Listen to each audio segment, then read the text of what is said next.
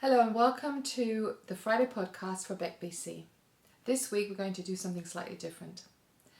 We've invited Ivan Baldwin, chair for the cluster, to come and talk to us about the emergency around the coronavirus. Ivan, thank you so much for coming in. What are your thoughts about the coronavirus emergency and how do you see BECBC being able to help in the midst of this? Hi everyone. I didn't think this would be what my first podcast would actually be like. Clearly, we're in really uncharted times.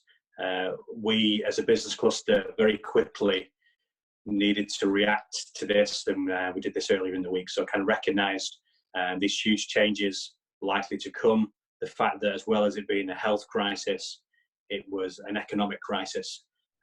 So there was a real need to act quickly. One thing I just wanted to say before we kind of get into the details of our plan is just how, on the plus side, seeing how different people, our members and outside of our members, the things that people are doing to look out for each other, that sense of community, I think is really commendable. And at times like this is really heartening to see. And that's what we as a cluster, we need to build on that, because we're a relationships-based organisation, and that's what we'll do moving forward. So we've essentially prioritised all of our efforts now to COVID-19 task force. And what that means is that all our resources, all of our activities now will be very much focused around that. And there's three things that are of major importance to us. One is how we provide focused and immediate support to those businesses that are most vulnerable. So you ask what members can do with that. It's actually reaching out to us, and we've already seen some great examples. Lee Creers from Responsive Engineering, who's actually shared with us his learning, his experiences, and that's vital for us to make sure that we can do the right things and actually our response accordingly to make sure that we're doing the right things. As well as that, we're going to roll out a different set of engagement platforms, because we obviously can't get together in the way that we used to, bring in 200 people together in a room, but we want that community to still continue and to thrive.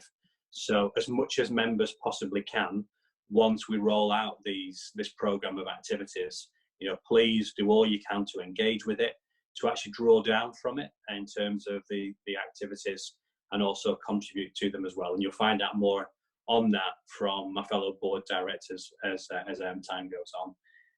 Secondly, and this is very much of an internal thing, we need to look after the health of BECBC. And actually I mean that in two ways: the health of our people.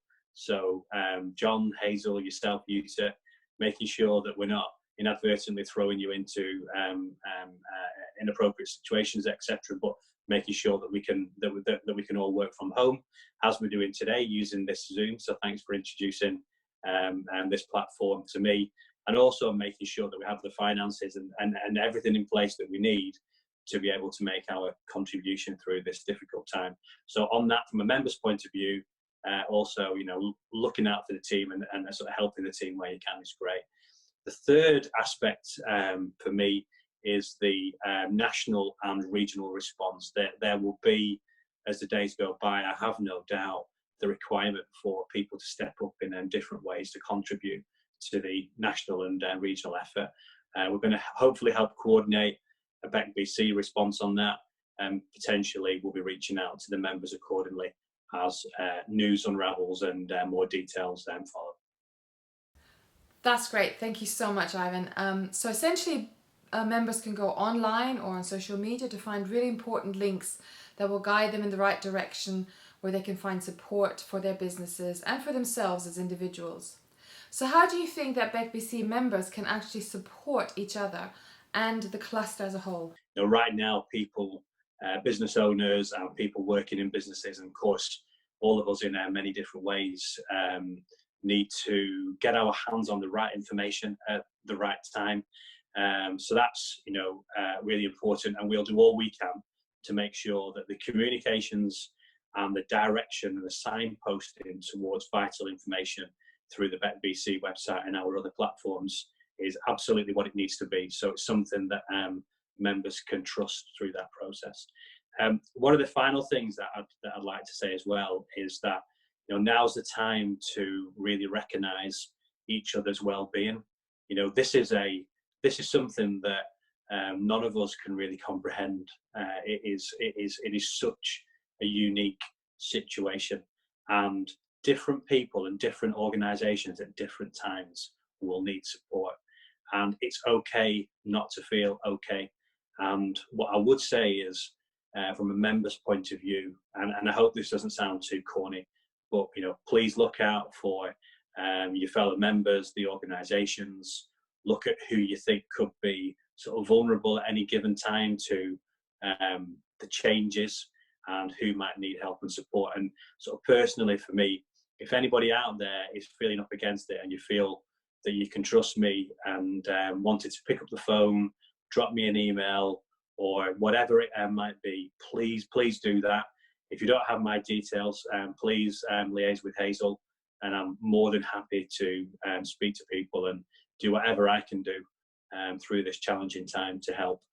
Moving forward, you're going to hear more from the rest of the team who are involved in this task force across the board and across our delivery team through John and Hazel.